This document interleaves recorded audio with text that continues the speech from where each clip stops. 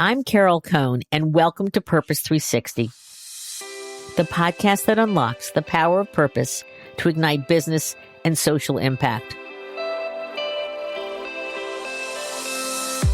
Today's guest brings both a fierce urgency and a deep sense of hope to one of humanity's most persistent challenges, hunger. Eric Bebernitz, Director of External Relations for Action Against Hunger, joins me. He's spent more than 2 decades on the front lines of social justice, from the International Rescue Committee to Earth Justice, Planned Parenthood, and for the last 5 years, leading external relations for one of the world's most respected humanitarian organizations. Action Against Hunger operates in 59 countries, reaching more than 21 million people each year with programs that save lives and build resilience. While many know the organization for delivering Plumpy'Nut, a therapeutic food that can bring a severely malnourished child back to health, their work stretches far beyond emergency nutrition. They help farmers adapt to climate change, develop clean water systems that prevent disease and violence, harness technology to predict and prevent famine, and work alongside communities to co-create sustainable solutions. In our conversation, Eric takes us inside this complex fight, why hunger is not simply about food, but about inequality, conflict, climate change, and health. As you'll hear, ending hunger isn't just possible, it's one of the smartest investments we can make in a better future for all. So let's begin.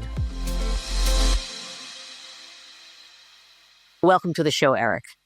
Thank you so much, Carol. It's a pleasure to be here. And this is my favorite thing, being able to talk about the great work that Action Against Hunger does around the world. So this is a total pleasure to me.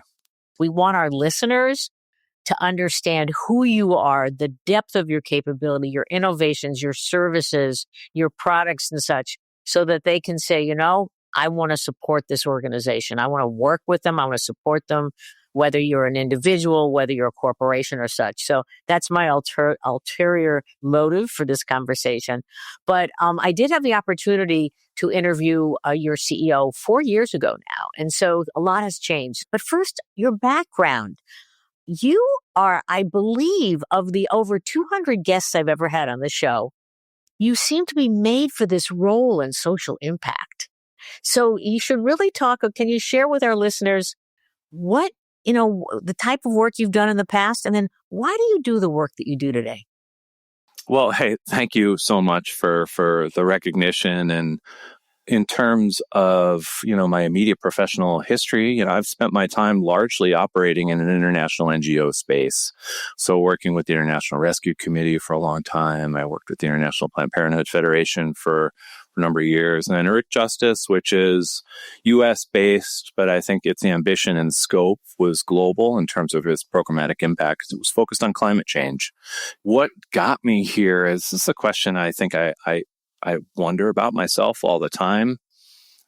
I would say broadly, my mother especially, but my father as well, there's a service orientation that my parents imparted on both me and my sister and the rest of us.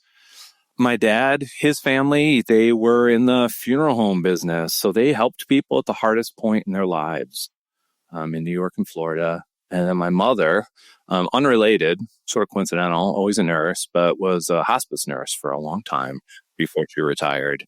So there's always been that service orientation there. That's what we talk about over dinner, working with people that were struggling in different forms or another, struggling at the end of their life or to regroup at the death of a loved one.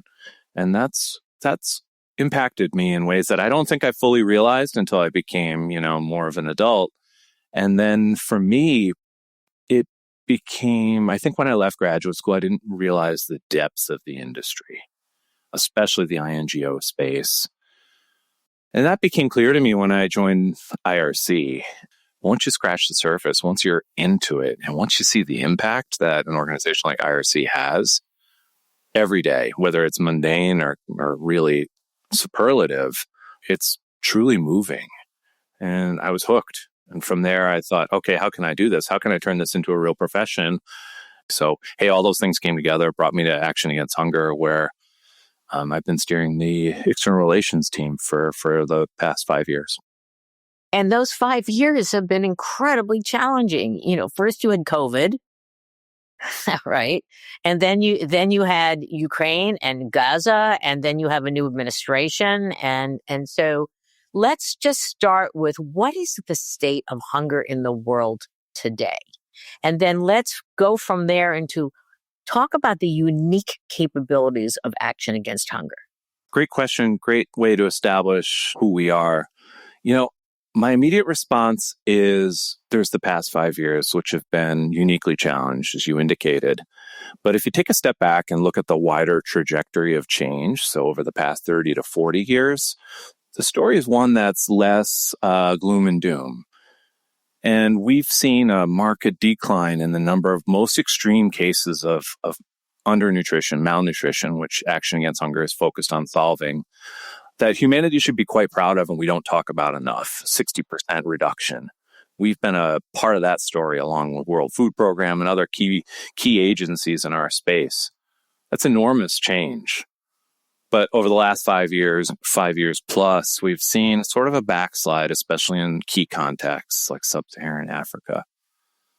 I think about a month ago or a couple of weeks ago, the annual State of Food Insecurity report was issued, and Action Against Hunger has a unique point of view on that report. And what that report said to me was a couple things. One is the last 5 years have been challenging, and it's only getting worse in certain places in which we operate. At the same time, there has been some progress that's notable.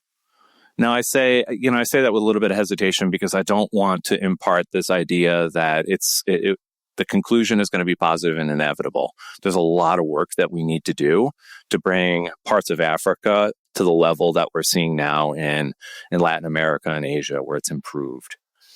And what we do and what's unique for us is that we go to some of the hardest to reach places. We're deeply ingrained with the community.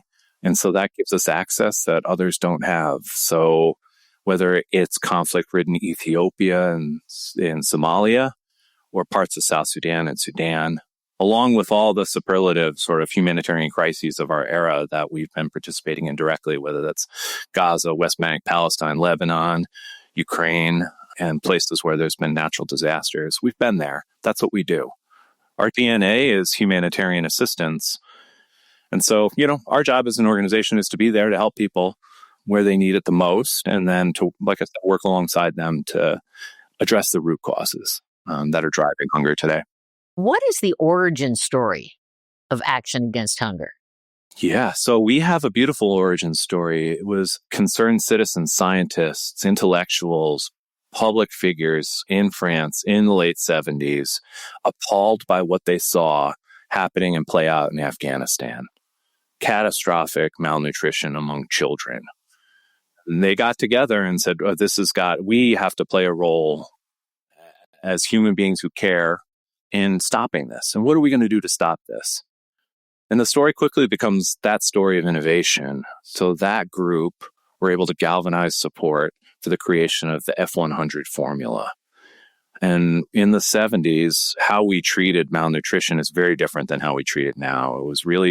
It's always a medical intervention because it's an acute medical state. But in that instance, we had to put kids and family members in the hospital to administer the F100 formula. It's a milk-based formula. It's perishable. It needed to be handled with care. So we were part of the group that created that. And as a result, we're able to save thousands of lives in Afghanistan in the late 70s. And of course, the need didn't stop there. So that group saw, a need elsewhere around the world, and it quickly grew, right, to where we became arguably the largest organization with a singular focus on ending hunger globally. Talk about the structure, because you have over 9,000 people mostly on the ground. And I think that the people really don't understand the breadth, the reach, the innovations. Oh, this is where the real work happens. We do important stuff in the United States to guide the technical expertise or advocate in Washington. But those 9,000 employees, the vast majority of them are from the countries in which they work or neighboring countries. We're not talking about an expat population. Overall, we say 95%, but in certain contexts, it's nearly 100%. It's the only way that we get things done. There are people that have been born and raised in a community and now are working on behalf of Action Against Hunger to support their brothers and sisters who are, in harm's way in that particular moment. It's the true shining star for Action Against Hunger's business model and allows us to operate in those 55 plus contexts. It takes a while to build local capacity, but we feel like we also offer technical expertise that's grounded in history and sort of those lessons learned from other communities that enable us to scale up quickly to deliver in ways that are effective in a local context. And this is where our technical expertise is something we're quite proud of and has really been a guiding light for the organization since its inception. And so when I imagine what makes our work truly unique, it's the two levers, the humanitarianism and long-term development root cause, addressing the root causes. But underpinning that on a deep and fundamental level is this commitment to innovation and change. Right now, we hear a lot about Gaza. But where our teams are incredibly effective and the stories aren't broadcast as loudly are in places like Kenya. We've been operational in Kenya for a long time. Most of our staff are Kenyan or have lived in Kenya for a long time. We're close to the community. And so they knew in advance that certain areas in which we operate or adjacent to our operations were subject to flooding, catastrophic flooding. The vast majority are akin to what we experience in Kenya.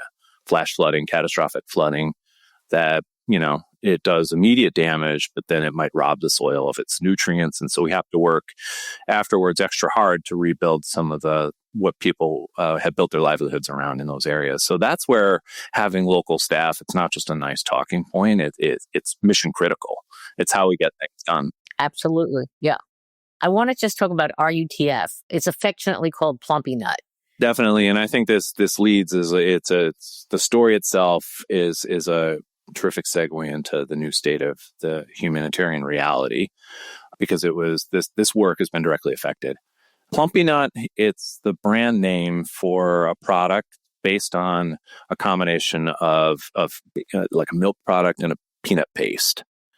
And for those who've never seen it before, it's akin to like a power bar. It's smooth in texture, and it comes in sort of a little sacket that you can administer and travel more rapidly and easily.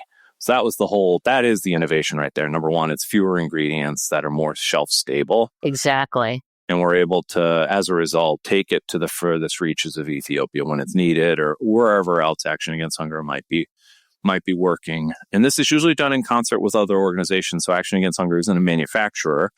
We are an implementer of the Plumpy'Nut. So we'll work with, depending on the setting, local governments, the national governments, along with the manufacturers and UN agencies to make sure that the course is in the hands of who needs it the most. And so we like to say for $50, we can administer a course of Plumpy'Nut to one child and bring them back from the brink. And when I say the brink, I mean quite literally they are on death's door, to really a place where they're on the path to a life thriving. And it's really a miracle, right? And it's something that we can get into the hands of mothers, tell the mothers how to use it, and then they can either do it in one of our settings that's managed by us or take it with them and continue to administer. I want to go into the innovations that you're doing, because, winning Fast Company's most innovative, company award, getting on that list is not easy.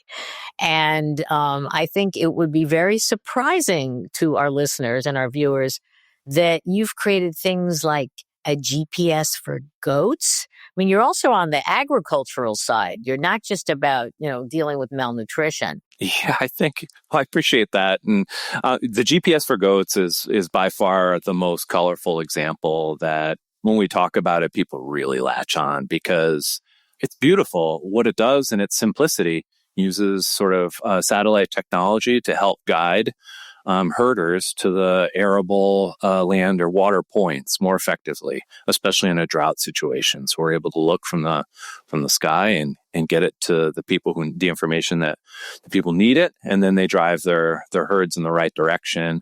And that's the primary source of income and sustenance for certain communities. So it feels like a modest innovation, but it has tremendous impact for communities that base their livelihoods around this form of agriculture. Yeah, it's important work. But the wider point here is that I think people often associate, innovation with, especially now, AI, machine learning, LLMs. So there's a couple ways that it can help our work or help the wider sector. And it brings together sort of the public-private partnership side of the work that we do, that beautiful concentric circle between local governments, the private sector, and an implementer like us in ag. So one of the examples we have here of that work for us is in Zambia, and moving from maize and less drought resistant products to something like cowpeas, which is indigenous to the area. And it's a good food to eat, but also can be brought to market globally to bring income into the community. And I want to dismiss AI, machine learning, and the role of data engineering, because that plays a huge part increasingly in what we do. And the best way to sort of imagine this for everybody is around prevention. So how do we look at modeling and large data sets to say, okay, this place is going to be prone to flooding. We need to front load resources in this area in advance, or move people out of the area in advance to prevent the worst of a catastrophe happening. These are all, advancements in our sector within let's say generously, the past 10 years. But really, it's taken, it's accelerated in the past few years as this technology becomes more accessible. Yeah. Can you also explain the community-run solar-powered vending machine? It is amazing. As you look at the suite of interventions, and when I talk about sort of the basket of interventions, it's to prevent malnutrition and hunger. It's not just about sort of immediate food distribution or Plumpy'Nut. It's also about water, and to prevent all the other effects that come with malnutrition or help offset them. We don't want children to end up with diarrhea or dysentery or waterborne illnesses. So how do we do this? We build water points in parts of the world that wouldn't normally have them. And they're set up. We have a machine, the vending machine that you're referencing in Kenya, funded by private donors in the United States. And how it works is, we give the community has access to tokens. It's located within the community, so it's more accessible than having to go out into the bush and find a new source of water, or one that might be more dangerous to access. So women and children can participate directly in securing water for the community. You take that token, you put it directly in the machine, and a portion of water, clean water, drinking water, comes out. And it's a beautiful thing to see, and it's so simple on a lot of levels, but it really brings together all these different things. Like how do you bring technology to bear in some of the hardest to reach places, and then how do you give the community what they need? And it's been so successful that we want to build more, of course. Oh, that's great. Yeah, and how are they funded? In this instance, it's funded by donors and UBS, the bank, who identified, working with our country programs, identified this unique need. And so they've given it off to our teams and some of our partners to develop the technology and then place it. And I love the innovative nature of it. It's really great. And I bet that when you create these, that it provides this positive energy and desire within your entire staff and field. It's a beautiful story to be able to tell. And we've taken people from, our board members, our council members, to see it for themselves. Because you met Charles, Charles, our CEO, his mantra, once you see it, you're transformed. Your life is transformed. Because number one, I think the first thing that people from the West often realize in these contexts is just how extreme the situation is.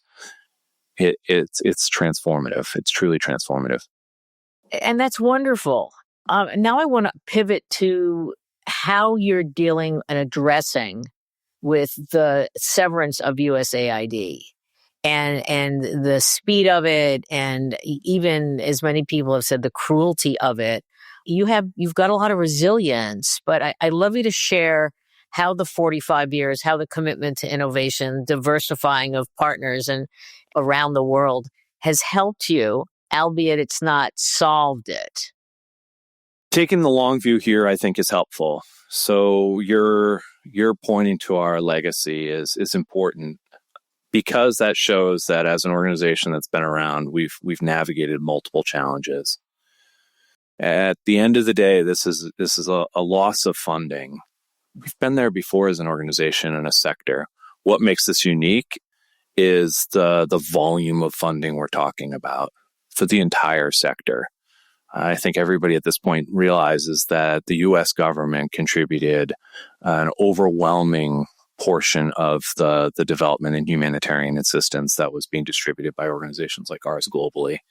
And to have it disappear quite literally overnight under chaotic circumstances was a shock, to say the least. So other principal funders in the humanitarian development space are cutting their funding for various or similar reasons. The Germans, the UK, the French, a lot of the key players in our space, their funding's going the other direction. And then what I don't think we talk about quite enough is the impact this is going to have on the UN system. The U.S. being one of the primary drivers of funding for the UN system, which includes UNICEF and World Food Program and UNHCR, the humanitarian agency. It's going to have a pretty serious ripple effect that we haven't quite seen yet.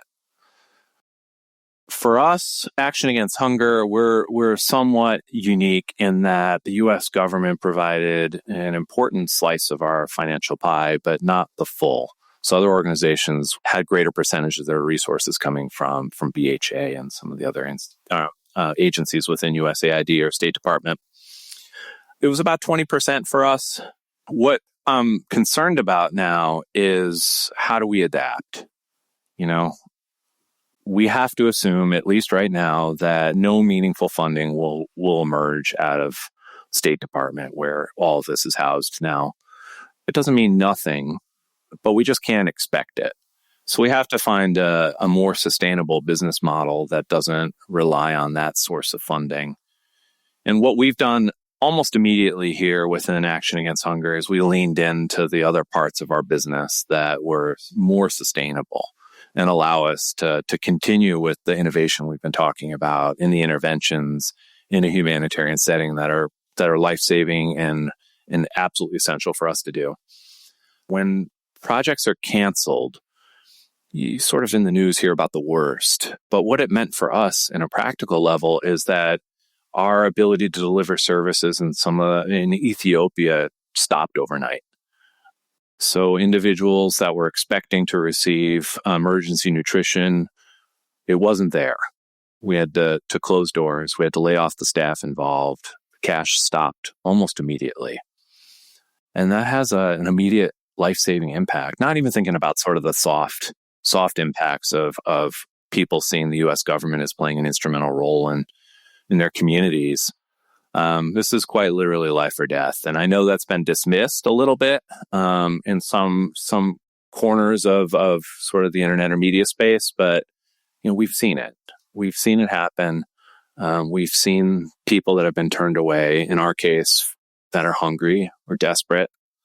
And in other organizations' cases, it takes different forms, but it's immediate and profound.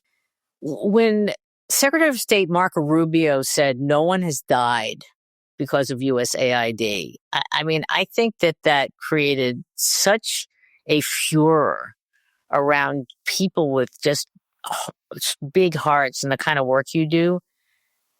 How did Action Against Hunger answer that in some way to your current donors? Hey, so one of the challenges for Action Against Hunger is that we, by our very nature, are not a political operation.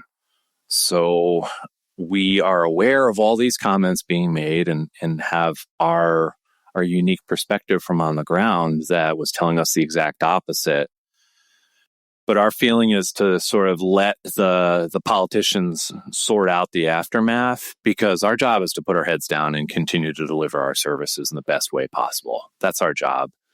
We have to be uniquely careful to ensure that, number one, our staff are safe, and number two, we're able to do the work that we need to do and that we've committed to the communities to do.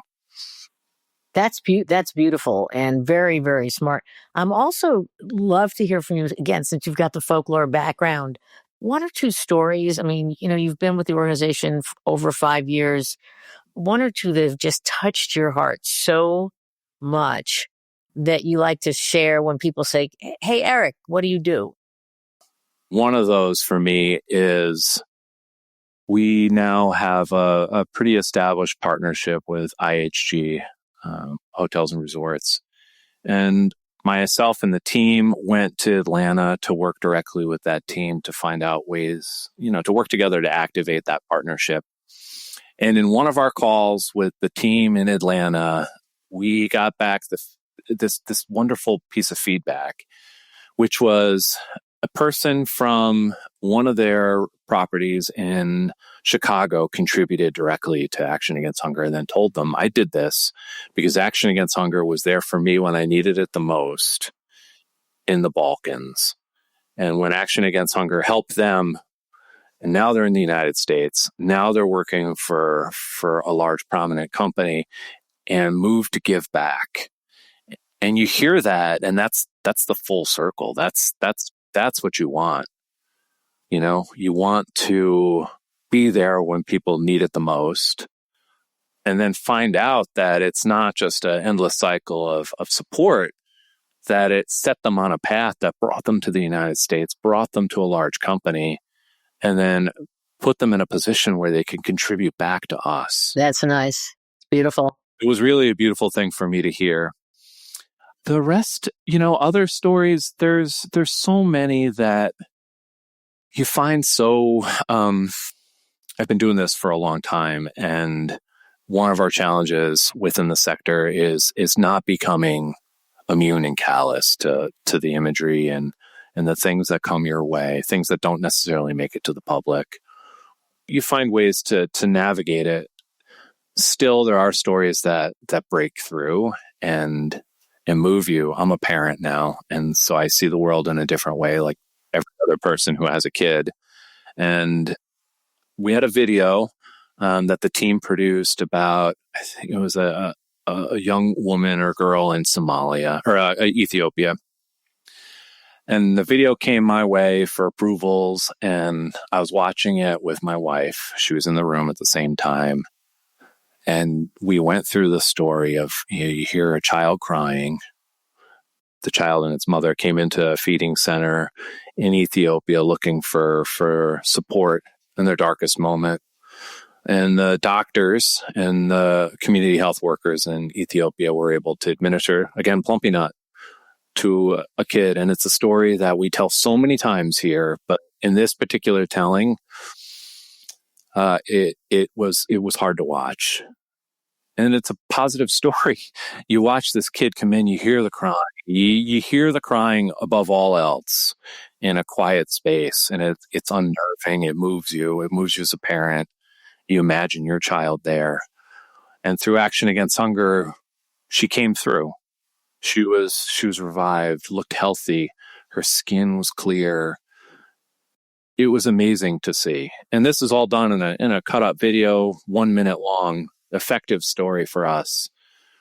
But sometimes, I guess my point here is that it's those sort of mundane stories find a way to grab you sometimes. Mundane in the sense that Action Against Hunger sees these all the time, that thousands of them all over the world all the time. But through effective storytelling, they break through. And they broke through for me for my own reasons, but they break through others too. Beautiful. Thank you. This has been a phenomenal conversation. I know that we have some of our listeners and viewers who say, "I want a job like Eric's." I really, you're using all parts of your head, your heart, your hands, etc. You're deeply involved. What's your recommendation to a young person? They're getting their degree, bachelor's or a community college, or they're working for NGOs, they haven't gotten a degree. What's the trajectory? What should they be focusing on? That's a great question. For my role in particular, I might have one answer. For the sector, I would probably have another. You can do both. For the sector, I'll start there. My advice to young folks or grads or those who are in a position to do this is to work internationally. Find a way to be there on the ground in a challenging context. Not to parachute in or sort of be the passive onlooker, but to experience it, to see what it's like, to build your capacity to be empathetic. It's important. And it's also important for if you're going to build your knowledge base from there. So I would say start there. For my line of work, there's so many different paths to get to where people probably want to go. But what I often say to our junior staff in particular that come in is look elsewhere. Can you try within a foundation? Can you become a program officer within a foundation and help allocate resources, not just Action Against Hunger, but to the wider sector to help make change? What about B Corps and sort of the CSR teams? There's different ways to sort of have an impact.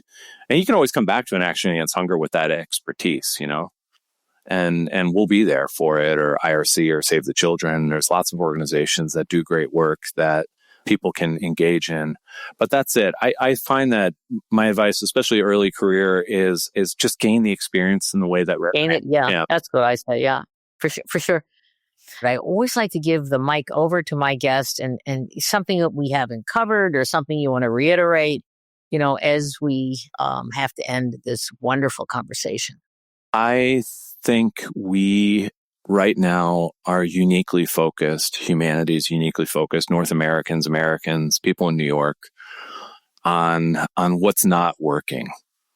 I hope that we've given examples here of what is working or what has the potential to work better. And that I want, in my own modest way, to find a different way of seeing the world that's proactive, constructive, and more driven by hope, not sort of toxic levels of hope, but to see a path forward where anyone can play a direct role in improving, whether it's their neighborhood, community, or wider country, that it is possible. And that we work in contexts where it takes a modest investment to have a market improvement on people's lives. We see it all the time. We take it for granted. I want others to see that too. And I want people to see it in their community, whether it's Los Angeles, Chicago, or Nairobi, see that and then be inspired by it and work towards it. That's really the most meaningful thing for me right now, because we can go down a rabbit hole reading about the current administration or whatever else might be stressing people out, whether it's the state of the economy, the cost of food. There's lots of things that aren't working, but there are also an extraordinary volume of things that are working well and that we can continue to do better. And that if we're able to reorient a little bit throughout the day to focusing on those things, I think we would all be in a better place. That's wonderful. I mean, we need to have hope. We need to use our smarts. We need to be collaborative, co-create, and such, because there are solutions all around us. We just have to discover them, find them, apply them. Definitely. So thank you, Eric Bebernitz. This has been an extraordinary, as good as the conversations with Charles that we had 4 years ago. So in a whole different way. Thank you for all your great work and your commitment and the work that Action Against Hunger is doing. But thank you so much for joining us on Purpose 360. Well, it's my pleasure. Thank you for inviting me. Thank you for all the great work that you do to elevate similar thinkers and people doing great work.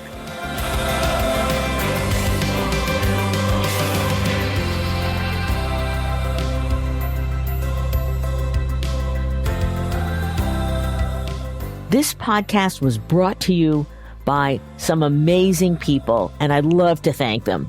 Ann Hundertmark and Kristen Kenny at Carol Cone on Purpose, Pete Wright and Andy Nelson, our crack production team at True Story FM, and you, our listener. please rate and rank us, because we really want to be as high as possible as one of the top business podcasts available, so that we can continue exploring together the importance and the activation of authentic purpose. Thanks so much for listening.